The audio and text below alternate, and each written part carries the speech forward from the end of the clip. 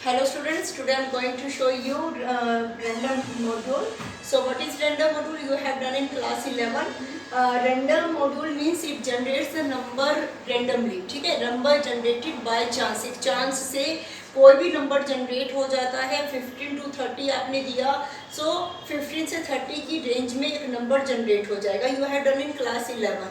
Okay, but एक little concept you have done in class 11. तो आपने सिर्फ एक रैंड इंट किया था आपने, जिसमें कि एक 2 नंबर दिए आपने, 15 से 35 तक के नंबर दिए और उसके बीच में से एक नंबर जनरेट हो जाता है. ठीक है, लेकिन अब आपको in class 12 you have to do more in random number. What is the difference? Difference is that कि now you will work on the floating number. Okay, rand int आपने किया है, आपको पता है कि एक इंटीजर नंबर आप एक रेंज में से एक इंटीजर नंबर बाय चांस वो जनरेट कर देगा. लेकिन अगर आपको फ्लोटिंग नंबर लेना है तो वो किस तरीके से आप करेंगे. ठीक है, तो कैसे करना है देखो. रैंडम मॉड्यूल यूज करने के लिए first of all you need to import random. तो अगर आपको रैंडम मॉड्यूल यूज करना है, first of all you will import random.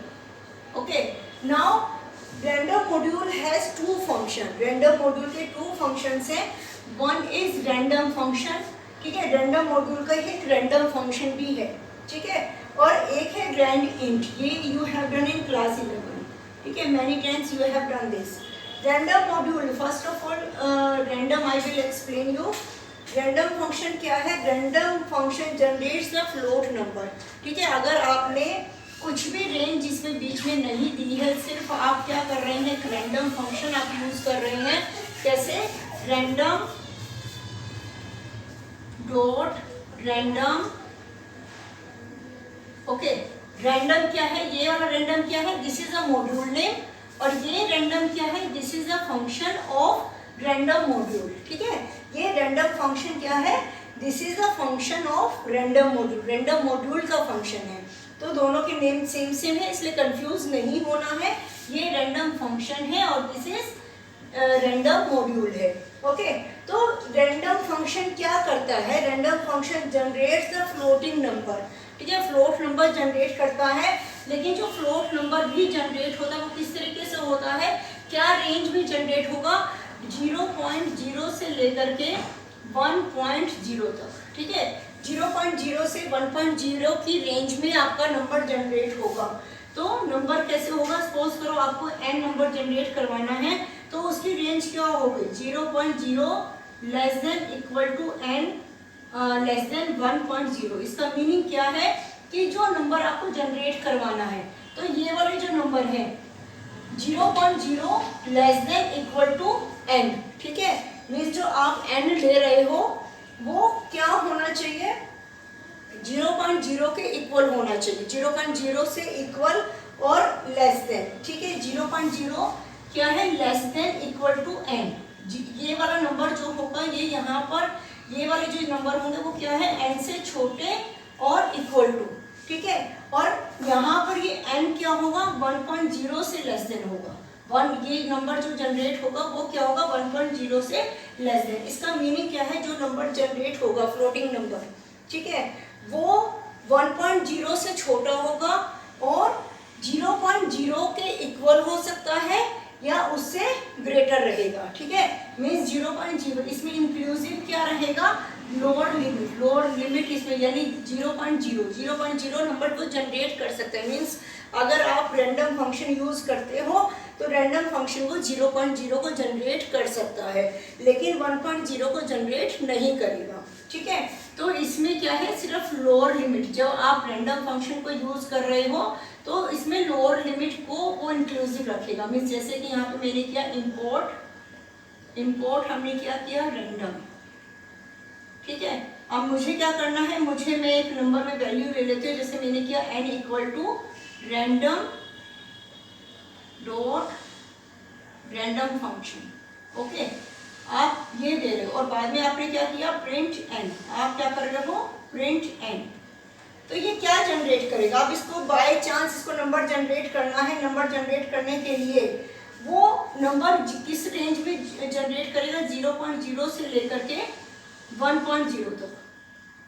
ठीक है, 1.0 तक वो नंबर जनरेट करेगा, तो वो नंबर क्या हो सकता है, वो 0.0 भी हो सकता है, ठीक है, और वो क्या हो सकता है, यहाँ पर अगर मैं लिखूँ 0.628974 0.234567 0.123456 कुछ भी नंबर हो सकता है, ठीक है ना।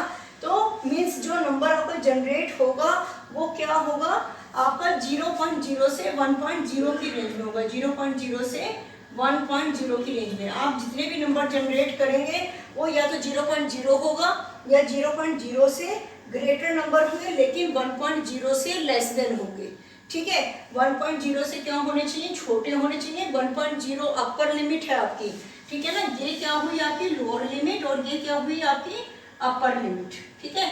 तो जब आप रैंडम फंक्शन को यूज कर रहे हैं तो उसमें अपर लिमिट इंक्लूड नहीं होगी, लोअर लिमिट उसमें इंक्लूड होगी।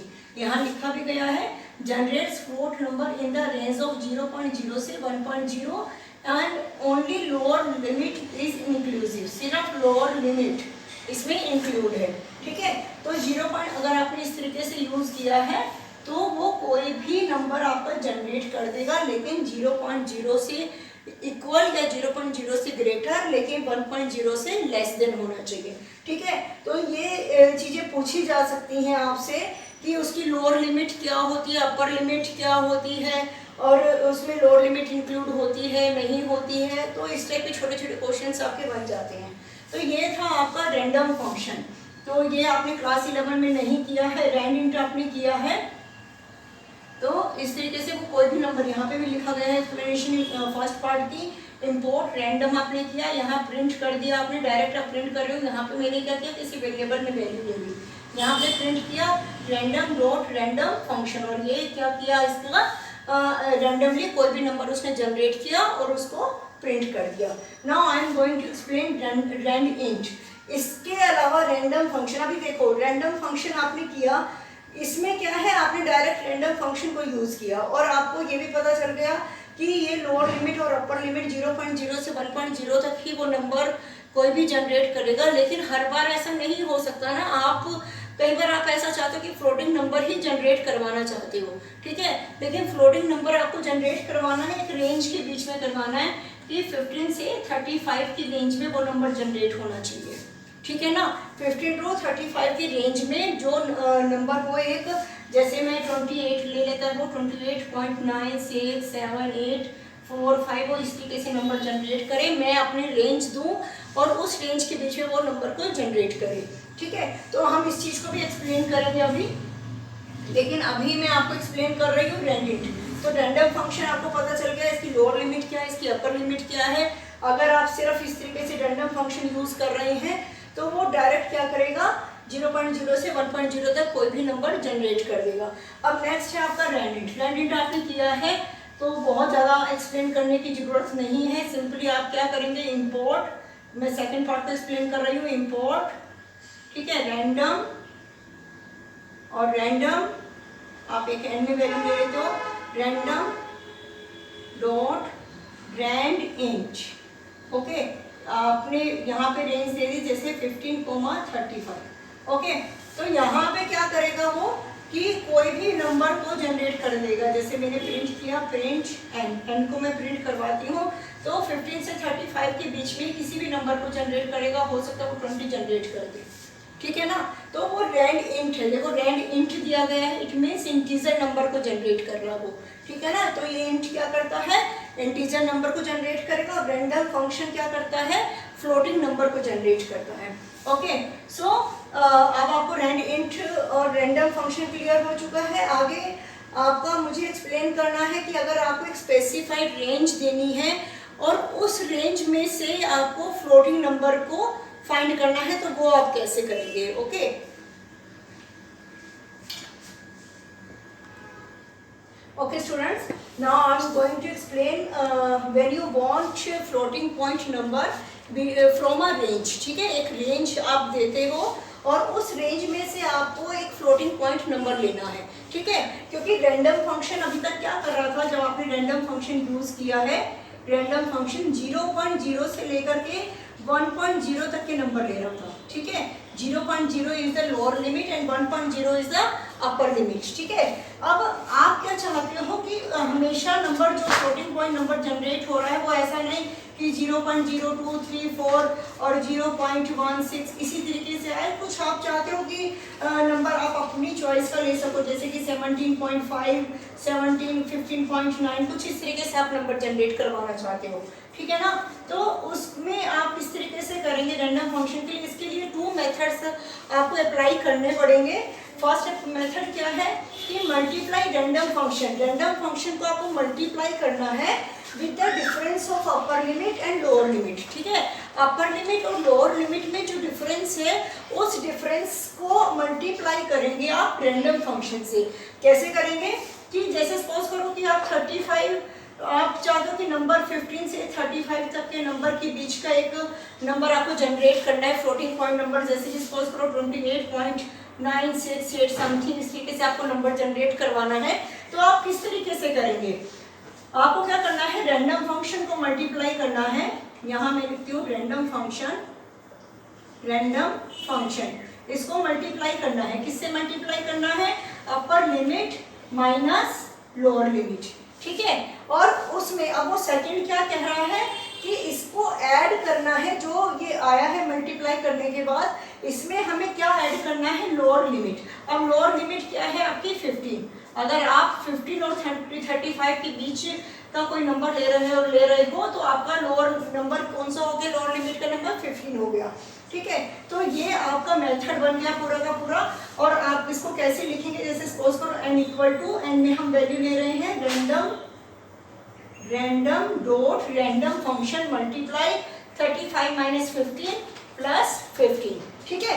तो अब ये नंबर आपका क्या हो जाएगा, जनरेट होगा। अब किस तरीके से आंसर आएगा आपका, random dot random function. Random function क्या करेगा, 0.0 से लेकर के 1.0 तक का कोई भी नंबर अपनी रैंडमली कोई भी सिलेक्ट कर लेगा। अब सपोज करो कि उसने सिलेक्ट किया 0.1 सिलेक्ट कर लिया, ठीक है। अब 0.1 उसने सिलेक्ट किया, वो 0.0 भी ले सकता है लेकिन 1.0 नहीं लेगा। 0.0 क्या है, इंक्लूसिव है, रेंज में आएगा लेकिन 1.0 नहीं होगा। मीन्स ये मैं पहले भी आपको एक्सप्लेन कर चुकी हूँ, लेस देन इक्वल टू, और ये क्या है आपका लेस देन, ठीक है ना। जो नंबर होगा वो 0.0 के इक्वल हो सकता है लेकिन 1.0 के इक्वल नहीं होगा, तो अपर लिमिट इसमें इंक्लूडेड नहीं होगी। तो आप सपोज करो वो नंबर क्या लेता है, यहाँ पर जो रैंडम फंक्शन है, रैंडम डॉट रैंडम फंक्शन से एक नंबर जनरेट होगा। सपोज करो 0.1 उसे ले लिया, ठीक है ना। 0.1 लिया, मल्टीप्लाई करना है। मल्टीप्लाई किसको करना है, 35 माइनस 15 को, ठीक है। ये 35 माइनस 15 यानी कि 20 को मल्टीप्लाई करना है। अब पहले वो इनको मल्टीप्लाई करेगा, इसमें वही आपको रूल अप्लाई करना होगा कि पहले ब्रैकेट सोल्व होंगे, फिर ठीक है, फिर मल्टीप्लाई और फिर जो प्रेसिडेंस होती है ऑपरेटर्स की उसके अकॉर्डिंग, ओके। फिर आप क्या करोगे, प्लस 15। 0.1 में आप 20 को मल्टीप्लाई करोगे तो आपका आंसर जो भी नंबर आएगा, तो ये नंबर क्या आएगा आपका,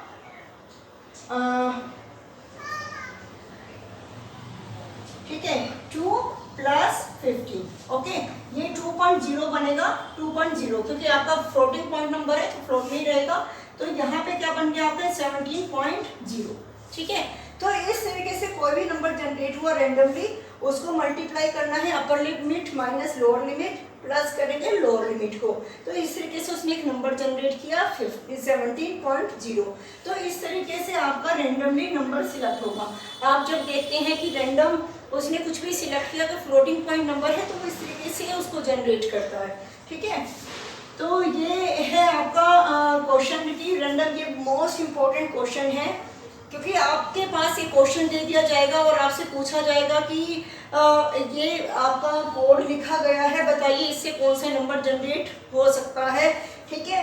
या आपको किस नंबर के बीच में कौन सा नंबर लोअर कौन सा नंबर जनरेट हो सकता है, ठीक है। या आपको 4 ऑप्शंस दिए जा सकते हैं, ठीक है।